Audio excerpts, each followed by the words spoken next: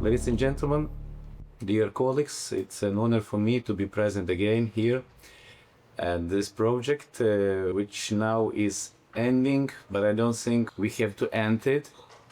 And I think we will continue, maybe in another project, but the issues, the topics that we are being discussed now and previous year are so crucial and vital not only for Ukraine, but for the whole European community and maybe for the rest of the world, so I think we have to continue.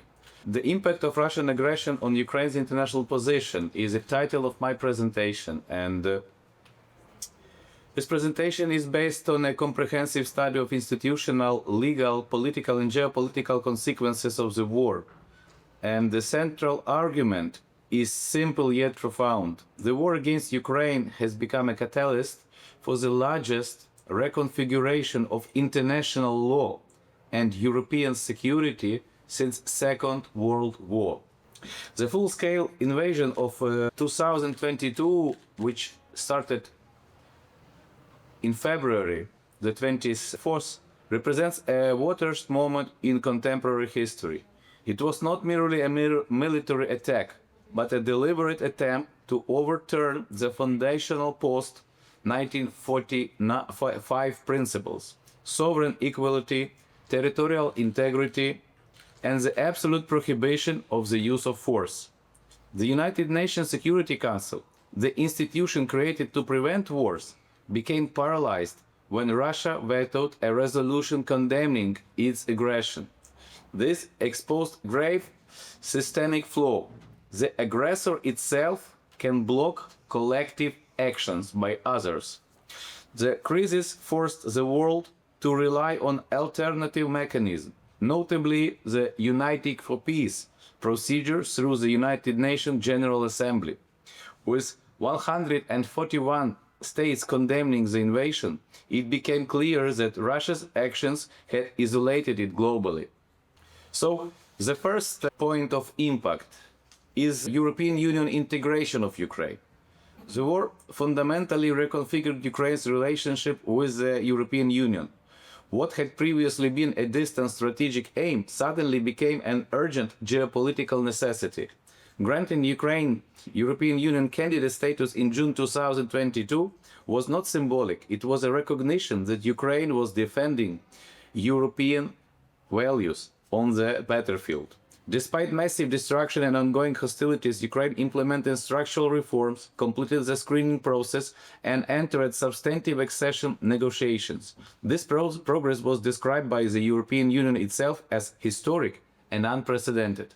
We also observe a deeper transformation within the European Union. Russia's aggression forced the Union to overcome internal divisions and to view enlargement not as a bureaucratic procedure, but as a security imperative. Ukraine's integration has thus become irreversible, politically, normatively, and strategically. Second point of impact: NATO.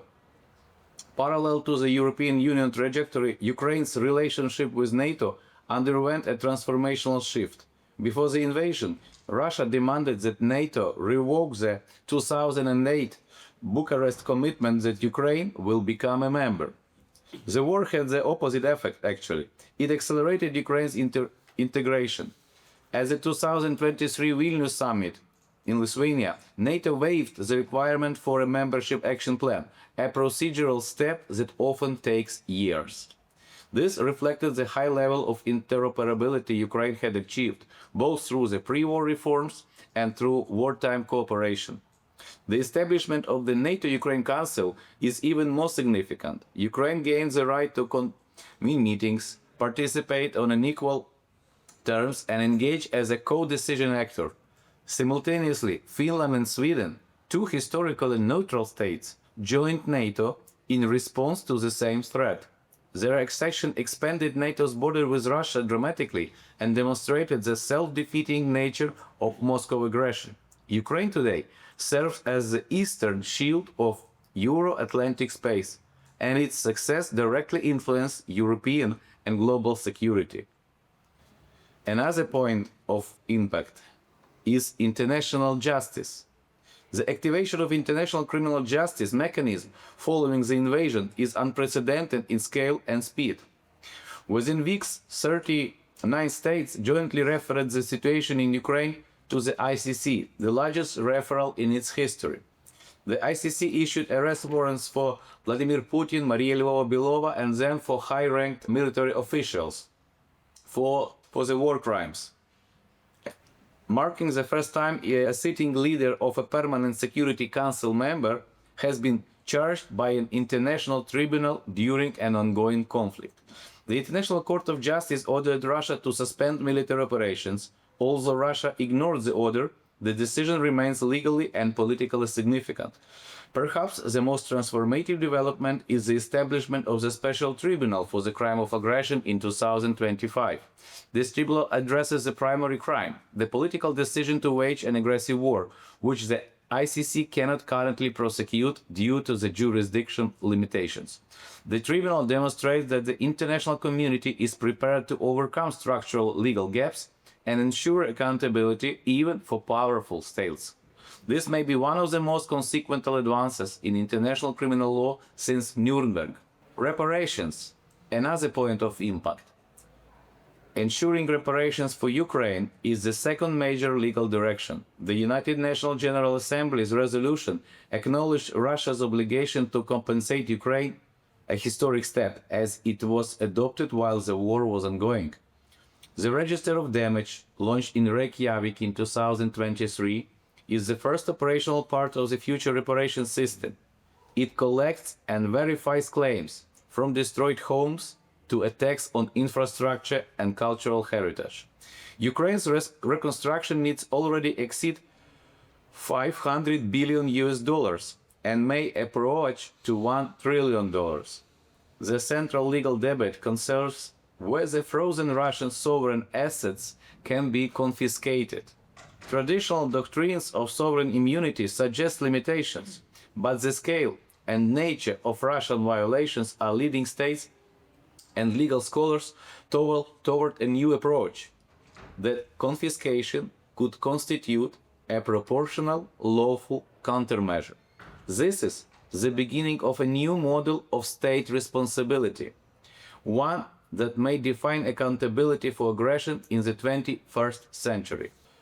The war produced sweeping geopolitical consequences that extend beyond Europe and beyond Ukraine. The European Union achieved a level of unity unprecedented in its history, adopting massive sanctions, reducing energy dependency on Russia, and becoming a strategic actor rather than economic bloc. NATO has returned to a Cold War-like deterrence posture, strengthening its eastern flank and increasing defense spending across member states. Russia's expulsion from Council of Europe marked an unprecedented step, a state removed from systematic human rights violations and the act of aggression. The OSCE, once central to East-West security dialogue, became paralyzed by Russian vetoes, raising questions about its future relevance. Globally, the divide between democratic and authoritarian regimes has intensified. China, India, and parts of the global south pursue cautious neutrality, while Europe and North America support Ukraine as a part of broader defense of the rule-based international order. The war has ended the post-Cold War era and ushered in a more confrontational, competitive international system. And what is Ukraine's role in all of this? I think that we can stress that prior to 2022, Ukraine was often perceived as a geopolitical buffer zone. Today, it is recognized as a security provider whose resilience safeguards not only its own sovereignty, but the stability of Europe as a whole. Ukraine's armed forces have demonstrated exceptional adaptability, innovation, and interoperability with NATO standards. Ukraine's legal and political actions, ratification of the Rome Statute, cooperation with international courts, and leadership in building new accountability mechanisms demonstrate a new role as an architect of global security reforms. Ukraine now became not an object of international policy, but a subject. Ukraine is not simply defending itself.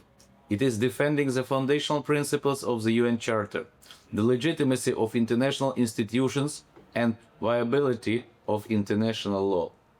So here we come to the conclusions. To conclude, the Russian aggression has reshaped Ukraine's international position in ways that would have been unimaginable a decade ago.